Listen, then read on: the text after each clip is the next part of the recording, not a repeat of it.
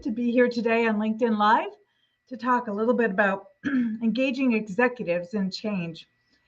I think that many times our executives are very, very busy. They feel very pulled in many, many directions, of course, and they are. They have a big responsibility to lead their organizations.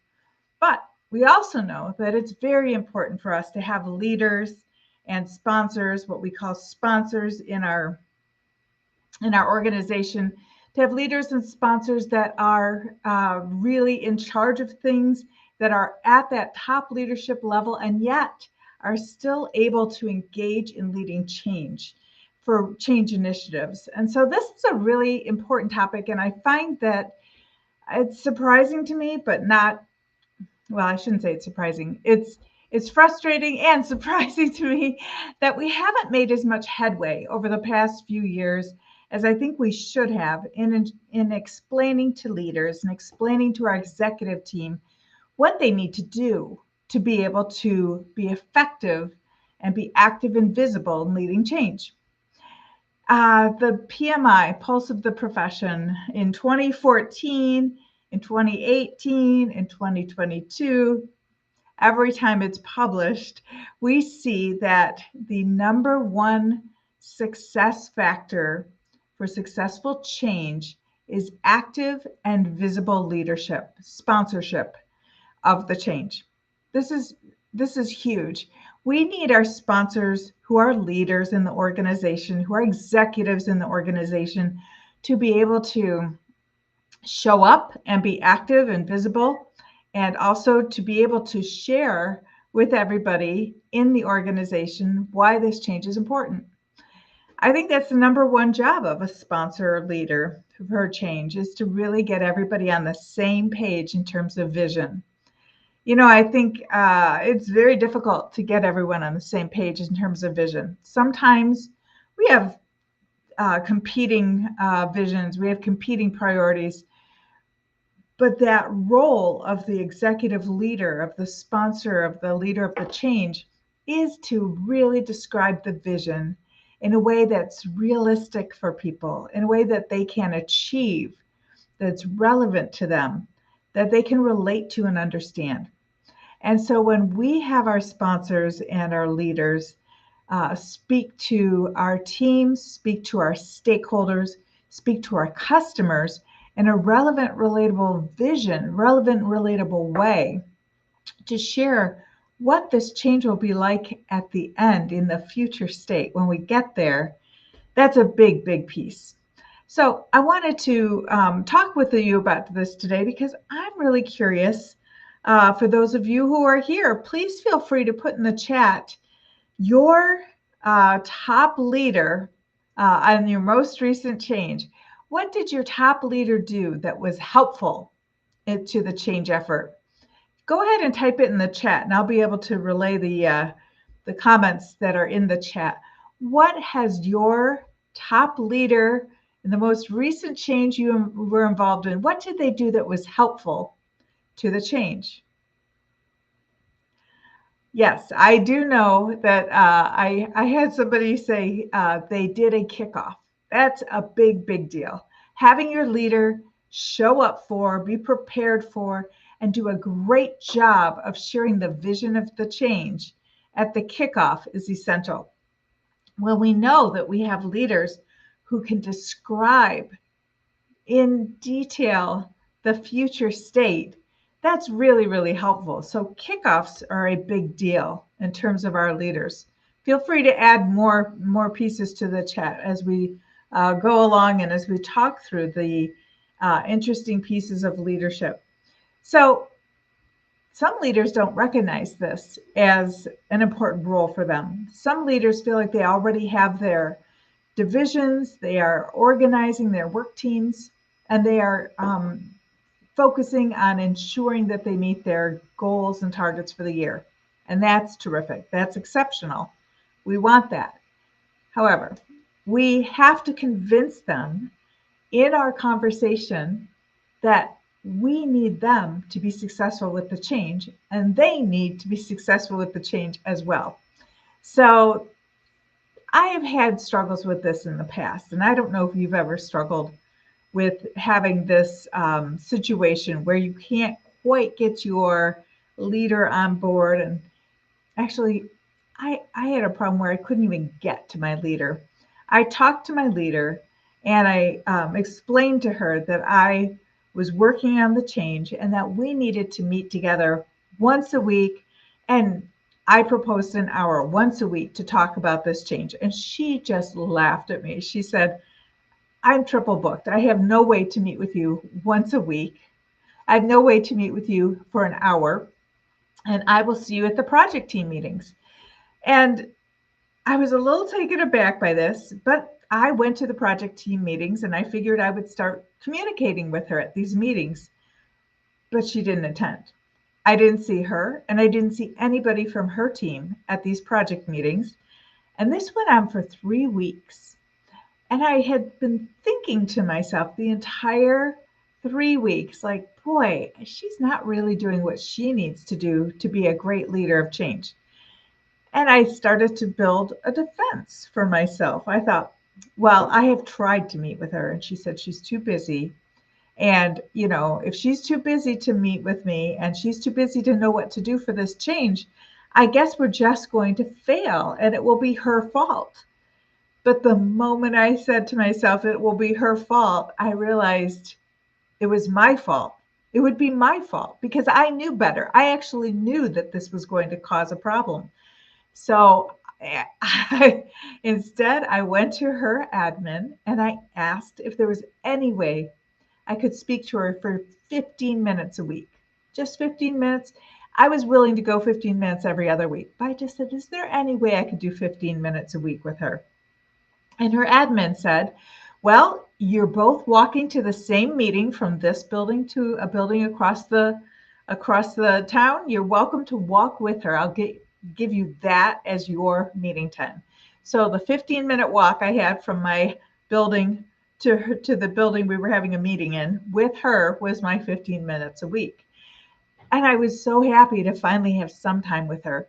But I figured I needed to do a great job of explaining to her all of the communication and change activities and all of the sort of nuances that were going on in the organization around this change. I was going to have to give it to her very quickly every week in 15 minutes. So that's when I developed the Engaging Leaders Brief. And the Engaging Leaders Brief is something that I teach in my Ready, Set, Change training.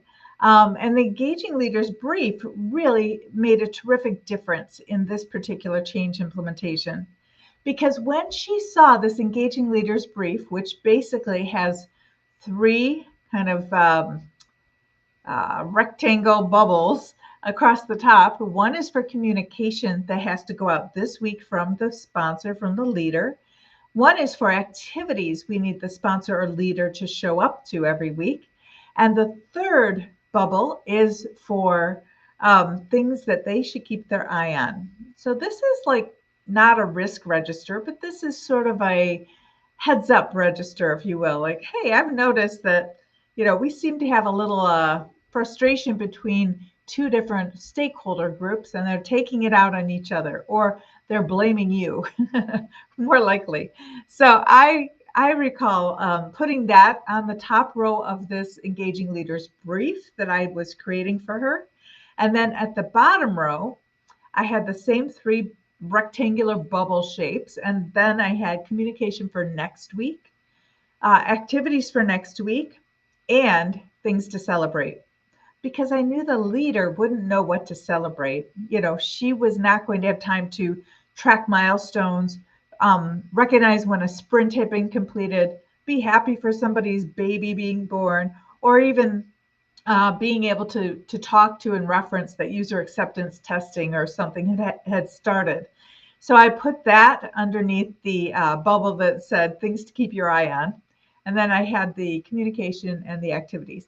Now, the great thing about this tool was once I did it the first time, it became much simpler each week because I would simply take the row that was at the bottom, which said for next week, and move it up to be this week. So anything that was in the this week row could not be changed. It couldn't be changed unless there was something dramatic, some emergency, like the project had been canceled or something even more dramatic. Um, but everything in the bottom row, which is happening next week, was available for editing or reworking or negotiation and talking about it.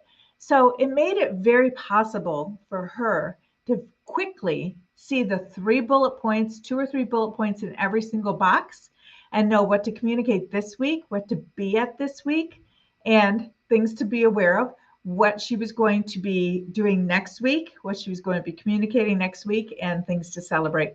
And when I started using this Engaging Leaders Brief, which as I mentioned, is in the Ready, Set, Change training that starts April 22nd, actually, very soon. Once I used this document with her, she became a fantastic sponsor. She was terrific. She knew where to be, what she needed to do. She was very aware of the project, and she was really quite aware of some of the political important information that she couldn't necessarily have been informed about previously, but since she had seen it developing in her briefings, she was really on top of situations that could have easily gotten out of control. So let me pause and ask you, anybody who's on our LinkedIn Live today, please put in the chat, have you had success in getting some sort of conversation with your leader once a week? You could put yes and give me a thumbs up. You could say no, whatever you've encountered. One of the key pieces for me was to really identify her role for her job as the change leader. She was on the executive team. She was the top leader for her division. And I recognized that she was very busy, but when she put her mind to something, she was fantastic. And I knew that our Engaging Leaders Brief was really effective when I went to a conference that was about half an hour away from our town, and she was at the conference. And I saw her sitting in the front row of the conference, and I said, "What are you doing here?" She said, "Well, it was on my sheet, so I'm here." And I just thought, wow, she really took this extremely seriously. And the important part for the project was just the fact that she was so involved and so active and so visible that everybody knew this was important to her and she was committed. That goes a long, long way with your employees, with your stakeholders, with your customers. It goes a long way to see the leader very active and visible. And that's why in the Pulse of the Profession, the PMI Pulse of the Profession report that comes out every 4 years, that's why it's so critically important to share that that the leader must be active and visible. So that was a really interesting conversation to help her get on board and to help her become really accessible to people and active and visible in leading this change for them. But many times people don't have like a lot of access to those leaders. In fact, sometimes it's intimidating to even try to connect with them and to even speak to them. And when that occurs, I think it's really important to have a little meeting with ourselves, to have a little self-pep talk, positive self-pep talk, because we're all human and we're all trying our best to help each other and to be productive and to do what's right. Would you agree? If you agree, feel free to put a thumbs up in the chat or yes. You feel free to say yes in the chat. One of the things that I think we forget sometimes is we forget to assume positive intent. We sometimes slip backwards into our lizard brain, if you will, where we feel like everything is a threat to us, and we forget that people generally, I won't say everybody, people generally want to do what's right. Leaders want to do what's right. Executive leaders want to do what's right. And so recognizing that most people have positive intent helps us to overcome any kind of mental games or intimidation we might be feeling. If I know that it's my job to help my leader be really effective in this change, and I assume that they have this positive intent to be very effective in the change as well, it gives me a much stronger confidence platform to step off of, right? When I'm reaching out to that leader, maybe they say, I can't do it right now, or I'm busy. And we take that as rejection and we kind of hide and think, oh, they're busy. They don't have time for me. What am I going to do? Rather, we could say, I know they must be very busy because I'm going to assume positive intent. I'm going to assume that that leader wants to do the right thing, and I'm going to treat that leader as though they want to do the right thing. So when I went and asked for the 15 minutes a week, I knew that her admin wanted to do the right thing. She wanted to be able to help me get on the calendar. And so I didn't find it insulting in any way that I had to have my 15 minutes on our feet. In fact, I was just listening to a new book called Possible by William Ury, and he was the co-author of Getting to Yes, and also authored the book Getting Past No, and now he has written a book called Possible, just came out. And one of the things that he was talking about was this understanding that sometimes we kind of uh, scare ourselves by not assuming positive intent, and we just see everything as a yes or no. So we might see the 15-minute offer as an insult rather than thinking about, wow, this is a great opportunity to go have this time and to be able to walk. In his book, he's talking about the importance of walking while communicating and negotiating about things, about how important human walking is for our brains and for our relationships. And I do have to tell you that the walking from one building to the next, even when it was those cold, blustery Michigan days, was extremely helpful to the relationship I developed with this sponsor, with this leader. It was very helpful to our relationship because we were both cold. We were in the same situation. We were in a hurry, but we still had really important things to talk about.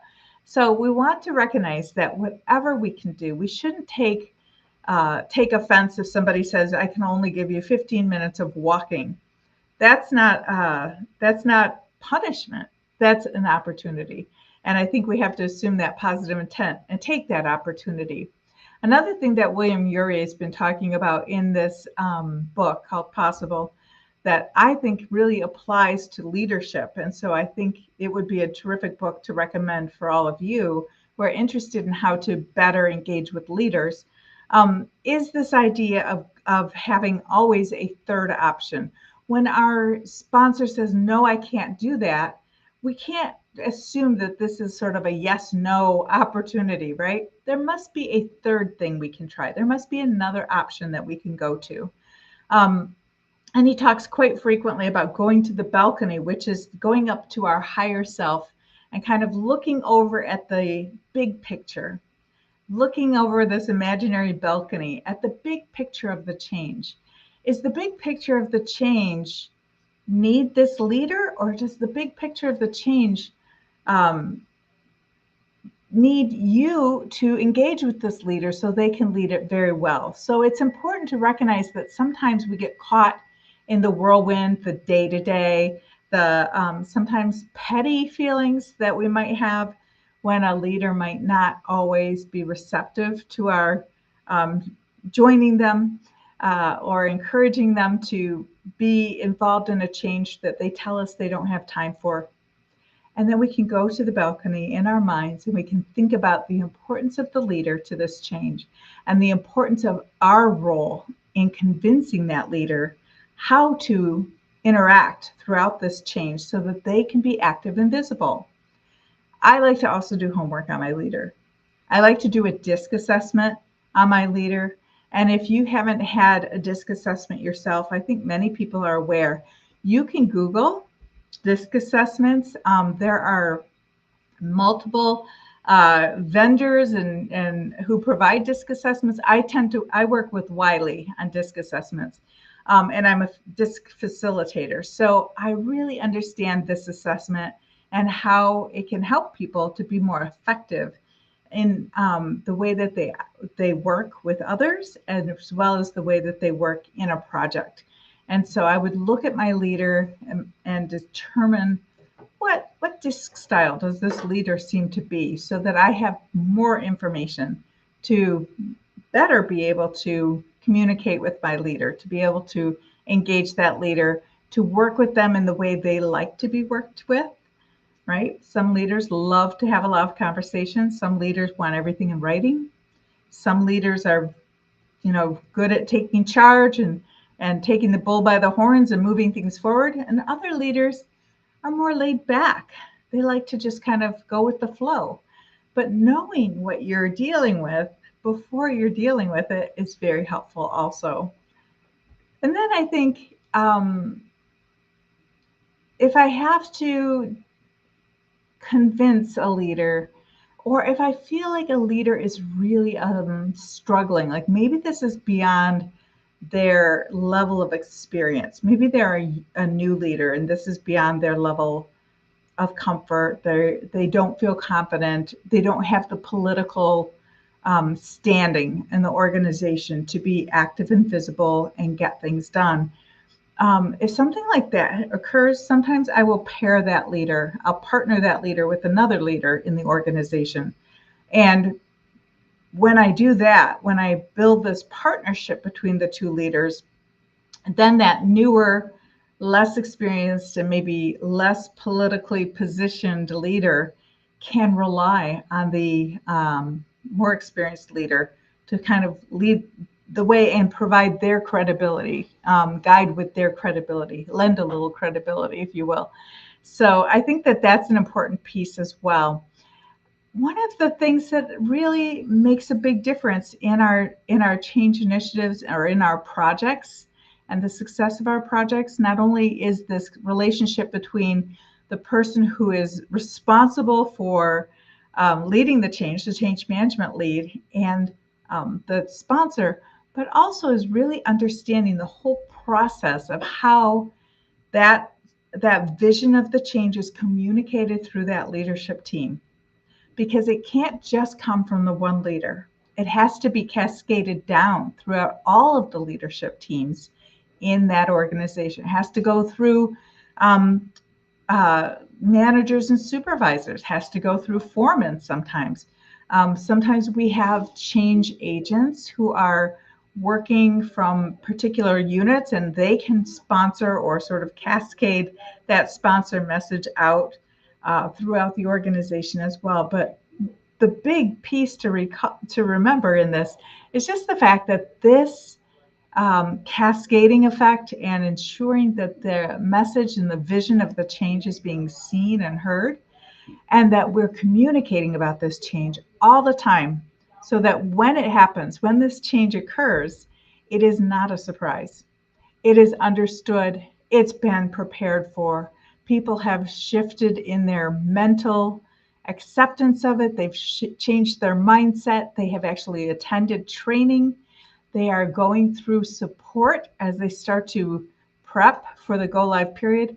And then when that change goes live, that leader has to stand up even taller and say, we'll make sure that the pieces that are not going well are resolved for you. And they really stand out and lead the way, so that when we get to that future state of the change, when we say, hey, we've made it to the end of this change, we did it, even though we're still have a few things to change, few things to adopt, we may still have some things to adapt, we may have some software updates ahead of us, that leader can absolutely then proudly say, we did it, and we're celebrating. And that's when that leader earns the celebration, not just from standing up at the first day of the kickoff and saying good luck and then showing up the final day, that's not earned. Earned leadership, earned sponsorship is seeing that change through the entire life cycle of the change, because that's what's important for our stakeholders, for our customers, for our team members and project members, and most importantly, for the organization as a whole. Because we know that change is both individual and organizational, but we cannot do organizational change without individual change. So that leader, that sponsor, that executive being engaged in the change makes all the difference. Makes all the difference. So please, I'd love to hear from you. And I'd love to hear about the stories that you've had with your leaders, good or bad. I really had a revelation when I recognized that it was up to me to make sure my leader was successful. And, you know, one of the things that we accomplish in our Ready, Set, Change training, and our training begins on April 22nd, one of the things that we do is we really help our participants to learn how to engage our leaders through our training so that those leaders can be successful, our change initiative is successful, our change leaders are successful, and everybody's able to adopt the change, to adapt their behavior, and have a successful ongoing relationship with each other and that change going forward. So thank you for joining me for LinkedIn Live this week. I will see you in 2 weeks, and we'll be talking again about leading change. Take care.